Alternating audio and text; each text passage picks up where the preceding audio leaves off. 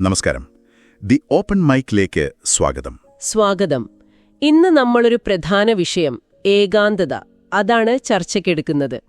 നിങ്ങൾക്ക് കിട്ടിയ ചില വിവരങ്ങൾ വെച്ച് ഇന്നത്തെ കാലത്ത് പലരും അനുഭവിക്കുന്ന ഈ ഒരവസ്ഥയെ എങ്ങനെ സമീപിക്കാമെന്ന് നമുക്ക് ആഴത്തിലൊന്ന് നോക്കാം. തീർച്ചയായും. പ്രത്യേകിച്ചും സ്വന്തം നാടും വീടുമൊക്കെ വിട്ട് ഈ വലിയ നഗരങ്ങളിൽ ജോലിക്കായി എത്തുന്നവർക്കിടയിൽ ഇത് വളരെ സാധാരണമായി കാണുന്നുണ്ട്, അല്ലേ? അതെ അതെ. ആ തിരക്കിട്ട ജോലിയും യാത്രയും എല്ലാം കഴിഞ്ഞ് റൂമിലെത്തുമ്പോൾ ഒരു തരം ശൂന്യത. ചിലപ്പോ പുതിയ സൗഹൃദങ്ങൾ ഉണ്ടാക്കാൻ പോലും സമയം കിട്ടുന്നില്ല. ശരിയാണ്. ഈ ആധുനിക ജീവിതത്തിലെ സമ്മർദ്ദങ്ങളും പിന്നെ പുതിയ സ്ഥലത്ത് ഒറ്റപ്പെടലുമൊക്കെ ഇതിന് കാരണമാവാം. ഈയിടെ ബാംഗ്ലൂരിൽ ഒരു ടെക്കി ഏകാന്തത സഹിക്കാൻ വയ്യാതെ വാരാന്ത്യങ്ങളിൽ ഓട്ടോ ഓടിക്കാൻ പോയ ഒരു വാർത്തയുണ്ടായിരുന്നല്ലോ. ഞാൻ കേട്ടിരുന്നു അത്. അതെ. അപ്പൊ ഇതൊരു ഒറ്റപ്പെട്ട സംഭവമൊന്നുമല്ല. നഗരജീവിതത്തിൽ പലരും ഇത് നേരിടുന്നുണ്ട്. ശരിക്കും പറഞ്ഞാൽ ഏകാന്തത ഒരു വെറും വികാരമല്ല, അത് നമ്മുടെ ഉള്ളിലെ ഒരു സിഗ്നൽ കൂടിയാണ്. നമുക്ക് സാമൂഹിക ബന്ധങ്ങൾ വേണമെന്ന് ഓർമ്മിപ്പിക്കുന്ന ഒന്ന്. ഓക്കേ, അത് ശരിയാണ്. അപ്പോ ഈ ഏകാന്തത എന്ന വികാരത്തെ നമ്മൾ എങ്ങനെ കാണണം? അതായത് തനിച്ചായിരിക്കുന്നതിനെ ഒരു കുറവായിട്ട് അങ്ങനെ കാണേണ്ട ആവശ്യമുണ്ടോ? അവിടെയാണ് നമ്മൾ ശ്രദ്ധിക്കേണ്ട ഒരു പ്രധാന കാര്യം. ഈ തനിച്ചായിരിക്കുന്നതിനെക്കുറിച്ചുള്ളൊരു സഹതാപം അല്ലെങ്കിൽ മറ്റുള്ളവരുടെ സോഷ്യൽ മീഡിയ ലൈഫൊക്കെ കാണുമ്പോൾ നമ്മുടേത് മോശമാണെന്ന് തോന്നൽ. ഫോമോ അല്ലേ? Fear of missing out. അതെ അതെ, ആ ഫോമോ. ഇതൊക്കെ ആദ്യം ഒഴിവാക്കണം. പിന്നെ ഈ ഫ്രണ്ട്സ് പോലത്തെ ഷോകളൊക്കെ കാണുമ്പോൾ എപ്പോഴും കൂടെ ആളുകളുള്ളൊരു ലൈഫ്. എല്ലാവരും അതുപോലേക്ക് ആഗ്രഹിക്കും. ശരിയാണ്. പക്ഷെ യഥാർത്ഥ ജീവിതം ചിലപ്പോൾ അങ്ങനെ ആയിരിക്കില്ല. അപ്പോൾ അത് മനസ്സിലാക്കാതെ വരുമ്പോഴാണ് ഈ നിരാശ കൂടുന്നത്. അപ്പൊ നിങ്ങൾ ഈ പറഞ്ഞു വരുന്നത് തനിച്ചിരിക്കുന്നതും ഏകാന്തത അനുഭവിക്കുന്നതും രണ്ടും രണ്ടാണ് എന്നാണ്. ഇതൊരു രസകരമായ പോയിന്റാണല്ലോ. തീർച്ചയായും. തനിച്ചിരിക്കുന്ന ആ അവസ്ഥയെ നമ്മളൊരു പേടിയോടെ കാണുന്നതിന് പകരം അതിനെ നമുക്ക് വേണ്ടി മാത്രമുള്ള ഒരു സമയം, ഒരു മീ ടൈം ആയിട്ട് കാണാൻ ശ്രമിക്കാം. ശരി, അൾട്ടിമേറ്റ് മീ ടൈം. അതെ. സ്വയം മനസ്സിലാക്കാനും ചിലപ്പോൾ പുതിയ ഇഷ്ടങ്ങളൊക്കെ കണ്ടെത്താനും അല്ലെങ്കിൽ എന്തെങ്കിലും കഴിവുകൾ വളർത്താനുമൊക്കെയുള്ള ഒരു അവസരമായിട്ട് ഇതിനെ മാറ്റിയെടുക്കാം. ഈ ഒരു കാഴ്ചപ്പാട് മാറ്റം തന്നെ വലിയൊരു ആശ്വാസം തരും. കാഴ്ചപ്പാട് മാറ്റുന്നത് പ്രധാനം തന്നെ, സമ്മതിച്ചു. എന്നാലും ചില സമയത്ത് ഈ കാര്യങ്ങളൊക്കെ അറിഞ്ഞിട്ടും ആ ഒരു ശൂന്യത നമ്മളെ വല്ലാതെ അലട്ടിയേക്കാം. അങ്ങനെയുള്ളപ്പോൾ കുറച്ചുകൂടി പ്രായോഗികമായിട്ട് എന്താണ് ചെയ്യാൻ പറ്റുക? ഈ ഹോബികൾക്കൊക്കെ ഇവിടെ വലിയ പങ്കുണ്ടോ? വളരെ വലിയ പങ്കുണ്ട്. ഇഷ്ടമുള്ളൊരു ഹോബി കണ്ടെത്തുന്നത് ഏകാന്തതയെ മറികടക്കാൻ ഒരുപാട് സഹായിക്കും. അത് ചിലപ്പോൾ കുട്ടിക്കാലത്ത് നമ്മൾ നിർത്തിപ്പോയ എന്തെങ്കിലും ആകാം. ചിത്രം വരയോ പാട്ടോ അങ്ങനെ എന്തെങ്കിലും. അല്ലെങ്കിൽ പുതിയൊരു കാര്യം പഠിക്കാം. ഒരു ഭാഷ പഠിക്കുന്നത് അല്ലെങ്കിൽ ഒരു ഇൻസ്ട്രുമെന്റ് പഠിക്കുന്നത്. ശരിയാണ്. ഈ ക്രിയാത്മകമായ കാര്യങ്ങളിൽ മുഴുകുമ്പോൾ നമ്മൾ നമ്മളെ തന്നെ മറക്കും.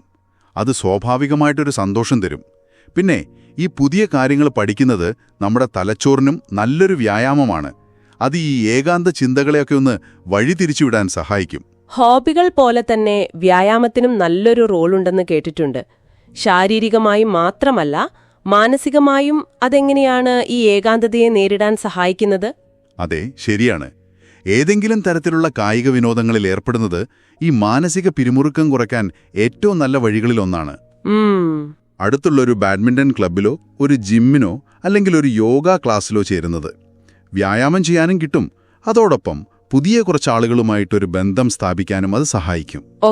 പിന്നെ വ്യായാമം ചെയ്യുമ്പോൾ നമ്മുടെ ശരീരത്തിൽ എൻഡോർഫിനുകൾ ഉണ്ടാകുമല്ലോ. അത് സ്വാഭാവികമായിട്ട് നമുക്കൊരു സന്തോഷം തരും, ഉത്കണ്ഠയൊക്കെ കുറയ്ക്കും. അപ്പോൾ ശാരീരികാരോഗ്യത്തിനും മാനസിക ഉന്മേഷത്തിനും ഇത് രണ്ടും ഒരുപോലെ പ്രധാനമാണ്. ചില സമയങ്ങളിൽ ഈ മനസ്സിൽ ഒരുപാട് ചിന്തകളിങ്ങനെ വന്നുകൂടി ഒരു ശ്വാസമുട്ടൽ പോലെ തോന്നാറുണ്ടല്ലോ, പ്രത്യേകിച്ച് തനിച്ചായിരിക്കുമ്പോൾ. അത്തരം അമിത ചിന്തകളെ എങ്ങനെ ഒന്ന് നിയന്ത്രിക്കാം? അങ്ങനെയുള്ള സാഹചര്യങ്ങളിൽ ഈ മനസ്സിലുള്ള കാര്യങ്ങൾ, ആ തോന്നലുകൾ ഒക്കെ ഒരു ഡയറിയിൽ എഴുതുന്നത്, അതായത് ജേർണലിംഗ്, അത് വളരെ നല്ലതാണ്. ജേർണലിംഗ് കുറച്ചുകൂടി വ്യക്തതയോടെ കാണാൻ പറ്റും. നമ്മുടെ വികാരങ്ങൾ എന്താണ്, മാനസികാവസ്ഥ എങ്ങനെ മാറുന്നു എന്നൊക്കെ നമുക്ക് തന്നെ തിരിച്ചറിയാനും ഇത് ഉപകരിക്കും. ഏകാന്തത തോന്നുമ്പോൾ നമ്മൾ തീർത്തും ഒറ്റപ്പെടാതെ മറ്റുള്ളവരുമായിട്ടൊരു ബന്ധം നിലനിർത്തേണ്ടതിന്റെ ആവശ്യകതയെക്കുറിച്ചും ആ വിവരങ്ങളിൽ പറയുന്നുണ്ടല്ലോ. അത് എത്രത്തോളം പ്രധാനമാണ്? അത് വളരെ പ്രധാനപ്പെട്ട കാര്യമാണ്. നമ്മൾ ഒറ്റയ്ക്കാണെന്ന് തോന്നുമ്പോൾ പൂർണ്ണമായിട്ട് നമ്മളിലേക്ക് തന്നെ ഉൾവലിയുന്നത് അത് ആ ഏകാന്തതയുടെ ഫീലിംഗ് കൂട്ടുകയുള്ളൂ. ശരിയാണ്. അപ്പോൾ മറ്റുള്ളവരുമായിട്ട് ഇടപഴകാൻ നമ്മൾ ബോധപൂർവം ഒന്ന് ശ്രമിക്കണം. നമ്മുടെ താൽപ്പര്യങ്ങൾക്കനുസരിച്ച്. ചിലപ്പോൾ അതൊരു ബുക്ക് ക്ലബ്ബായിരിക്കാം, അല്ലെങ്കിൽ പ്രകൃതി സ്നേഹികളുടെ എന്തെങ്കിലും കൂട്ടായ്മകളായിരിക്കാം. അതുമല്ലെങ്കിൽ സമാന ചിന്താഗതിക്കാരുള്ള ഓൺലൈൻ ഗ്രൂപ്പുകൾ, അങ്ങനെ എന്തെങ്കിലും ചേരാം. ഈ അർത്ഥവത്തായ സൗഹൃദങ്ങൾ നൽകുന്നൊരു പിന്തുണയുണ്ടല്ലോ, അത് വളരെ വലുതാണ്. ഇനിയിപ്പോൾ പെട്ടെന്ന് ആളുകളുമായി ഇടപഴകാൻ ഒരു താൽപ്പര്യം തോന്നുന്നില്ലെങ്കിൽ ചെയ്യുന്ന ജോലിയിലോ പഠനത്തിലോ കൂടുതൽ ശ്രദ്ധ കേന്ദ്രീകരിക്കാം. നമ്മളെ ഇഷ്ടപ്പെടുന്ന കാര്യങ്ങളിൽ മുഴുകുമ്പോൾ ചിലപ്പോൾ സമാന ചിന്താഗതിക്കാരെ സ്വാഭാവികമായി കണ്ടുമുട്ടാനും സാധ്യതയുണ്ട്. പിന്നെ ഒരു ഓപ്ഷൻ, നന്നായി ആലോചിച്ച ശേഷം മാത്രം ഒരു വളർത്തുമൃഗത്തെ പരിപാലിക്കുന്നത്. അതും പലർക്കും ആശ്വാസം നൽകാറുണ്ട്. ശരിയാണ്, പെറ്റ്സ് നല്ലൊരു കമ്പനിയാണ്. അതെ. പക്ഷെ ഒരു കാര്യം ഓർക്കണം, ഈ ഏകാന്തത സഹിക്കാൻ പറ്റുന്നില്ല, വല്ലാതെ ബുദ്ധിമുട്ടുന്നു എന്ന് തോന്നിയാൽ ഒരു പ്രൊഫഷണൽ സഹായം, ഒരു തെറാപ്പിസ്റ്റിന്റെ സഹായം തേടാൻ ഒട്ടും മടിക്കരുത്. അത് ഒരിക്കലും ഒരു കുറവായിട്ട് കാണരുത്. അത് വളരെ പ്രധാനപ്പെട്ട പോയിന്റാണ്. അപ്പോൾ ഈ ചർച്ചയിൽ നിന്ന് നമ്മൾ മനസ്സിലാക്കേണ്ട പ്രധാന കാര്യം, തനിച്ചായിരിക്കുന്ന അവസ്ഥയെ നമ്മൾ എങ്ങനെ കാണുന്നു, അതിനെ എങ്ങനെ ക്രിയാത്മകമായിട്ട് ഉപയോഗിക്കുന്നു എന്നതിലാണ് കാര്യമല്ലേ? അതെ. ഏറ്റവും ശ്രദ്ധേയമായ കാര്യം എന്താണെന്ന് വെച്ചാൽ, ഈ ഏകാന്തതയെ മറികടക്കാനുള്ള ഒരു ഊർജം അത് നമുക്ക് ചുറ്റും തന്നെയുണ്ട്. അത് ചിലപ്പോൾ ആളുകളിലാവാം, അല്ലെങ്കിൽ മൃഗങ്ങളിലാവാം, കലയിലോ കവിതയിലോ സംഗീതത്തിലോ എന്തിലും കണ്ടെത്താനാവും. ശരി. ആ ഒരു ഊർജസ്രോതസ് അത് നമ്മൾ കണ്ടെത്തുക, തിരിച്ചറിയുക എന്നതാണ് പ്രധാനം. തീർച്ചയായും. അപ്പോൾ ഈ ചർച്ച ഇവിടെ അവസാനിപ്പിക്കുമ്പോൾ നിങ്ങൾക്ക്, ഞങ്ങളെ കേൾക്കുന്നവർക്ക് ചിന്തിക്കാനായി ഒരു ചോദ്യം. നിങ്ങളുടെ ഒഴിവ് സമയത്തെ കുറച്ചുകൂടി അർത്ഥവത്താക്കാൻ, നിങ്ങളുടെ ഉള്ളിലെ ആ ഒരു താൽപ്പര്യത്തെ, ആ ഊർജത്തെ കണ്ടെത്താൻ ഇന്ന് നിങ്ങൾക്ക് എന്ത് പുതിയ കാര്യം, ഒരുപക്ഷെ ഒരു പുതിയ ഹോബി തുടങ്ങാൻ സാധിക്കും? നിങ്ങളുടെ ചിന്തകൾ, അല്ലെങ്കിൽ ഇതുപോലെ നമ്മൾ ആഴത്തിൽ സംസാരിക്കണമെന്ന് നിങ്ങൾക്ക് തോന്നുന്ന വിഷയങ്ങൾ, പ്രചോദനം തരുന്ന കഥകൾ എന്തെങ്കിലുമുണ്ടെങ്കിൽ ഞങ്ങൾക്ക് എഴുതാം. The Open Mic Podcast@gmail.com. നിങ്ങളുടെ അഭിപ്രായങ്ങൾ അറിയാൻ ഞങ്ങൾക്ക് താൽപ്പര്യമുണ്ട്. അടുത്ത തവണ പുതിയൊരു വിഷയവുമായി കാണാം. അതുവരെ ജിജ്ഞാസയോടെ ഇരിക്കുക, ചോദ്യങ്ങൾ ചോദിച്ചുകൊണ്ടേയിരിക്കുക.